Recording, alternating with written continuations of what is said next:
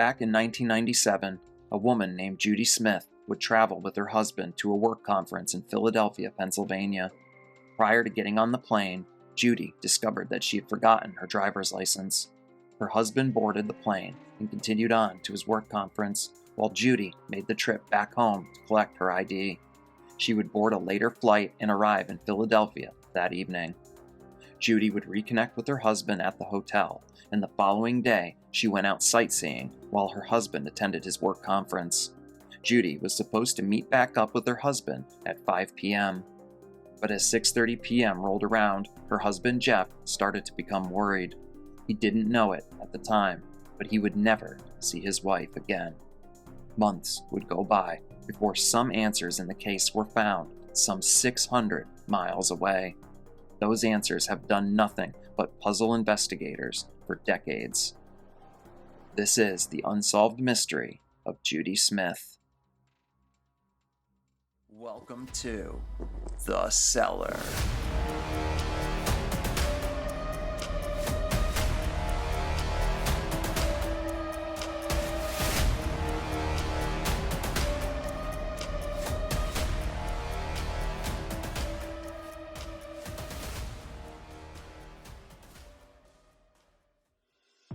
Judith Judy Louise Eldridge was born on December 15, 1946, in Hyannis, Massachusetts. Hyannis is a village that is located on the Cape Cod Peninsula. Hyannis over the years became a major tourist destination. It is also the commercial and transportation hub of Cape Cod, leading to Hyannis adopting the nickname of Capital of the Cape. The village is said to have roughly 14,400 total residents as of 2024. Now, there's not a lot of information about Judy's childhood, but growing up, she was described as being an extremely kind and caring person. She loved helping people, and this love led her to attending college. Following her graduation, she would become a home healthcare nurse. In Judy's personal life, she would end up married and divorced on 2 separate occasions. Her second marriage resulted in her having 2 children, Craig and Amy.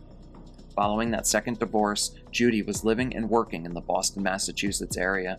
It was in the mid-'80s when Judy would meet Jeffrey Smith. Jeffrey was a lawyer in the area, and the pair met through Jeffrey's father. See, Jeffrey's father had to undergo surgery on his throat, and during his recovery, Judy was assigned to him as his home care nurse. Jeffrey was enamored with Judy as he saw how caring she was to her patients. In fact, on one occasion, Judy had to get creative and had used a window curtain rod in the absence of a proper holder for his father's IV bag. Jeffrey was impressed with Judy's unrelenting devotion towards his father's well-being. Jeffrey, at the time, was also divorced. He, like Judy, had a child from his prior marriage. Jeffrey and Judy were instantly attracted to one another, and they soon began dating. They would date for many years, as both had been through divorce and didn't want to rush down that road again. It would take some time, but after about 7 years of seeing each other, the pair finally moved in together. And then after 3 happy years living together, the pair would finally seal the deal and tie the knot in the fall of 1996. To give some further backstory on Jeffrey, he was a legal representative for the Northeast Pharmaceutical Conference. The NPC are an organization of executives and researchers based out of the New England area. With some backstory out of the way, we will now jump ahead to April 9, 1997. Jeffrey Smith, at the time, was asked to attend a conference in Philadelphia, Pennsylvania. The conference was set to run from April 9th to April 11th. In the past, Jeffrey typically went to these conferences by himself, but on this occasion, Judy wanted to go so the pair could spend some time together during Jeffrey's downtime. Jeffrey agreed to the idea, and on April 9th, the pair loaded their luggage up and began their trip to the Logan International Airport, located in Boston, Massachusetts. Their flight was scheduled to take off around 1:30 p.m. As the pair made their way into the airport, Judy would realize she made a mistake. She did not have her driver's license on her. She left it back at home. Without her license on hand, FAA regulations were not going to allow her to board the flight. Judy at the time did not want to hold Jeffrey up from his work trip, so she told him to go ahead and board the flight. She made plans to get on a later plane and would soon make her way back to their home. Judy then recovered her license, and at 7:30 p.m. that evening, she finally boarded the plane to Philadelphia. Judy would arrive in Philly and make her way to the hotel that the pair were staying in. Judy, who was upset with herself for forgetting her license, brought flowers with her to give Jeffrey as a way of saying sorry for the entire incident. The pair would reconnect that evening at the hotel before eventually settling down for the night. The next day, the pair woke up and began getting ready. Jeffrey had to attend the conference for the vast majority of the day, so Judy informed him that she was going to go out sightseeing. The pair planned to meet back up together at the hotel at around 5:30 p.m. Jeffrey had a cocktail party that evening, and the pair were planning to attend together. 5:30 p.m. would roll around, and Judy never arrived back at the hotel room. Jeffrey thought initially that maybe there had been some kind of miscommunication, so he went down to the cocktail party, but Judy was nowhere to be found there either. As the night continued on, Jeffrey stated that he went back and forth between the party and the hotel room numerous times, but Judy never arrived back at the hotel. As the night wore on, Jeffrey became more and more concerned. He knew that his wife had planned to go on one of the city's tour buses, so he decided to catch a cab and have the driver bring him along the same route that the bus would have gone on. Sadly, this cab ride would bring no answers as to the whereabouts of Judy Smith. Not knowing what else to do, Jeffrey contacted the police in an effort to file a missing persons report. When Jeffrey attempted to do so, the police were initially very dismissive of the entire thing. Sadly, this happens in far, far too many cases. Jeffrey was left being told that he had to wait at least 24 hours before he could file the report. But Jeffrey didn't sit idle. With the job that Jeffrey had, well, he had some connections. Two connections were that of the Philadelphia mayor, Ed Rendell, and Pennsylvania House Representative John Purcell. Both men had attended the conference, and Jeffrey swiftly located both men and asked them to do something for his missing wife. The men would oblige Jeffrey, and soon the search for Judy was underway. The first thing to look at is, what did Judy have with her at the time? From reports, most of Judy's belongings were still in the hotel room. The things that were deemed missing would be Judy's wallet and her red backpack that she often used as a replacement for a purse. Jeffrey also believed that Judy had roughly $200 on her at the time, but he couldn't be certain if that was the exact amount. The police were now on the case, and one of the first things they did was look into Jeffrey himself. Some of the investigators at the time questioned whether or not Judy had ever even made it to Philadelphia in the first place. The first thing the police pointed to was Judy forgetting her driver's license. It's reported that Judy was an experienced traveler, even once traveling to Thailand by herself. But Jeffrey pointed out that the majority of the time Judy had flown, it wasn't mandated that she have her license on her. The FAA regulation had only gone into effect about 18 months earlier, so it's plausible that she either A, just forgot the license, or B, didn't remember that she was going to need to have it with her. Either way, police began looking into whether or not they could prove that Judy had made it to Philly. The hotel did not have a guest register, so there was no way to clearly prove Judy had made it to the hotel, although a desk clerk at the hotel did tell police that he remembered seeing Judy there. Police continued to look for eyewitnesses, while at the same time they began going through the couple's hotel room. One detective would later report on some odd findings. The detective looked through Judy's clothing for the trip and noticed that none of her clothes seemed to have been worn at all, which was viewed as odd because if she had arrived the night before, you would presume she would have gotten ready the next day and changed into fresh, clean clothes. But there was no evidence that she did so. Now, statistically, when someone is killed or goes missing, the significant other, a lot of the time, had something to do with it. The police continued to focus some of their efforts on Jeffrey. They soon asked Jeffrey to take a polygraph test, but he was not cooperative. Now, the police say he refused, while Jeffrey states that that's not true. Jeffrey stated that he wanted the FBI to administer the polygraph, and he also wanted the FBI involved in the search for his wife. The police would later state that they told Jeffrey this was not possible, and made it very clear to him that the FBI would not be getting involved. Nonetheless, Jeffrey never took a polygraph test, even though the police had arranged for it to take place. Take that information as you will in this case. Jeffrey soon hired 2 private investigators to help in the search for Judy. He also distributed thousands of copies of his wife's missing persons flyer to hospitals all across the country. These efforts would later have a big impact overall on the case. Now, I did find some information as far as whether or not Judy did or didn't make it to Philadelphia, as I found a report that stated that Judy was indeed listed on the passenger manifest for the 7:30 p.m. flight from Boston to Philly. I'd like to believe that this, at the very least, tells us that Judy was indeed in Philadelphia on April 9, 1997. Now, over the course of the investigation, numerous tips would come in with people claiming to have seen Judy Smith. We will touch on some of those eyewitness statements, the first being that of a hotel employee who remembers Judy asking him about the tour buses and where she could board one. Another eyewitness, a bus driver, claimed to have picked Judy up. This driver also claimed to have let her off near the hotel at approximately 3 p.m. on the day she went missing. Now, there was also another claim that came in that someone saw Judy leaving a Greyhound bus station, but it's unclear if this was really Judy or why she would have even been at a Greyhound station. A local homeless man also came forward claiming to have slept on a bench next to Judy one night. As with a lot of these claims, there's just no hard evidence to back any of them up. Now, a more prominent sighting of Judy did come in from a cashier at the Deptford Mall in New Jersey. This mall is around 22 miles away from Philadelphia, and the cashier stated that the woman she saw was looking for clothes for her daughter. The lady was said to have been wearing a red backpack, and the cashier also said that the woman told her that her husband was attending a conference in Philadelphia.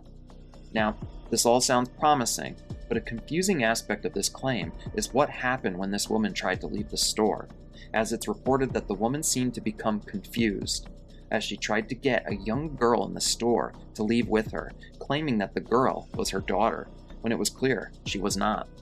I wish there was more details and information into this claim, but that's all we have to go on based on what's been reported.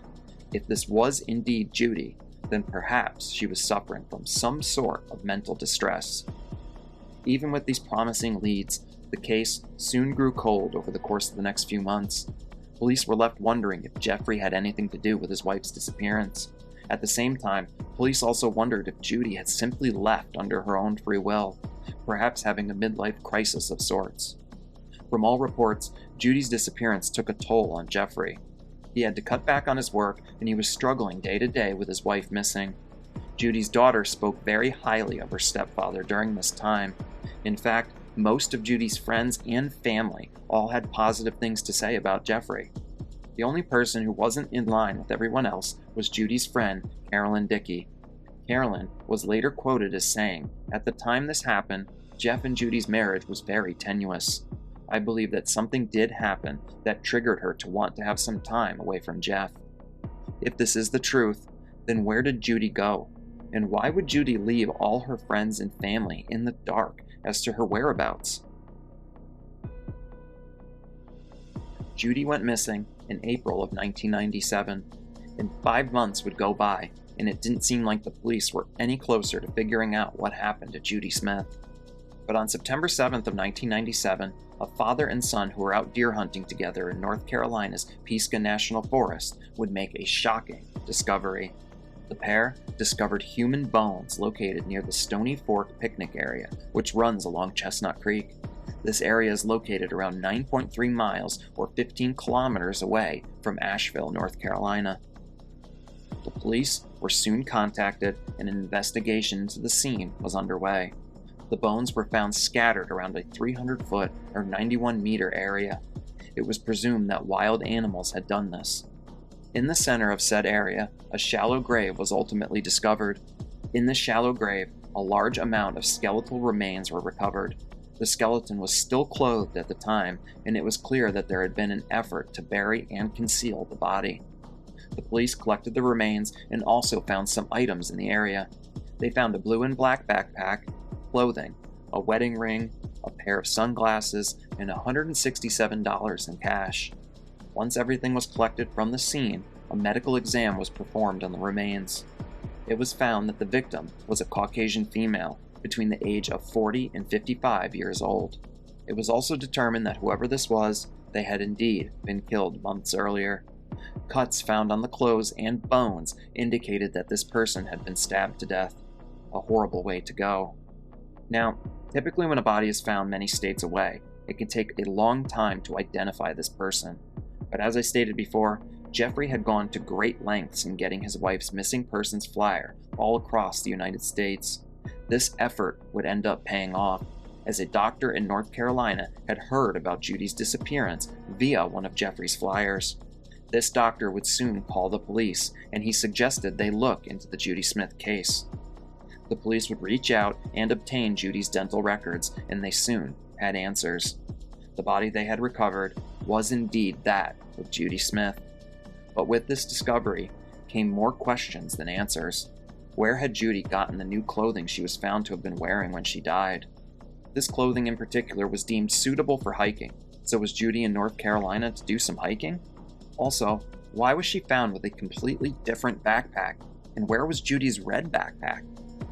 And let's not forget the two most puzzling questions of them all. How did Judy end up over 600 miles away in North Carolina? And who killed her? There's many theories, but no clear-cut answers in this case. Now, before we dive into some theories, let's touch on some eyewitness accounts in Asheville, North Carolina. Joanne Stucker, a cashier, had this to say. She seemed very alert to me. She was very pleasant. I didn't see anything about her that would indicate that she wasn't right in any way. She told me her husband was an attorney and that they were from Boston, and that they had been in Pennsylvania and he was at a convention, and she had decided to come down here.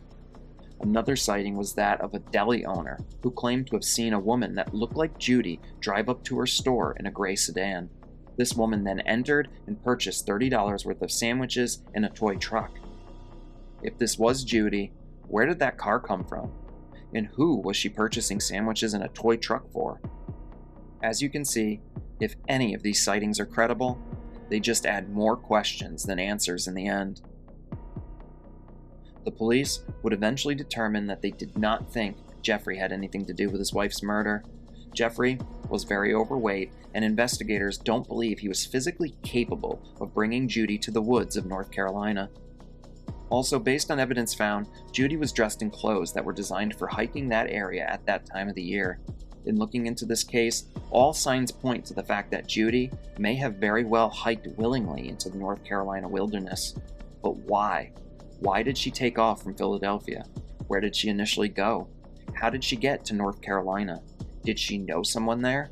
Was Judy familiar with her killer? Or did she happen upon someone at the wrong place and wrong time? All are possibilities. One prominent theory in this case is that Judy may have encountered Gary Michael Hilton, aka the National Forest serial killer.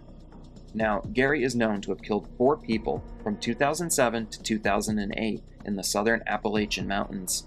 Now, these victims are all connected to Gary over a decade after Judy's case.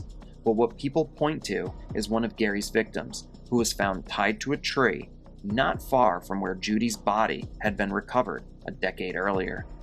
Could Judy Smith have been one of Gary's first victims?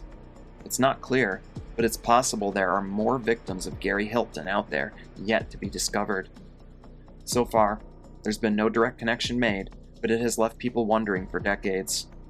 Now, sadly, in 2005, Jeffrey Smith would pass away. He never got answers as to how or why his wife ended up dead over 600 miles away in North Carolina. Judy's case remains open and unsolved to this very day. Now, I'd love to hear what you all think about this case. I think Judy willingly went to North Carolina, but it's a truly puzzling story. So if you or someone you know has any information in regards to the Judy Smith case, please call the Buncombe County Sheriff's Department at 828-250-6670.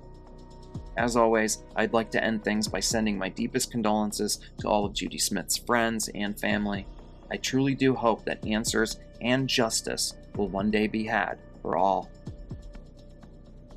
Thank you all for tuning in to another episode. If you enjoy the content, please hit that like and subscribe button. It helps the channel continue to grow. It's also very important that you hit the notification bell and turn on notifications, as you may not be alerted of my uploads if you don't do so. In the description box below, you'll find a link to my merch store and a link to the Cellar Dwellers membership tier for the channel. If you're interested, please take a moment to go check those things out. If you'd like to submit your own scary story or any kind of story recommendation, you can do so using the email linked in the description box below. As always, I do all the research, writing, recording, and editing for the channel myself, so anything that you do to help support the channel is greatly appreciated. And until next time, I will see you all again as we head back into the cellar.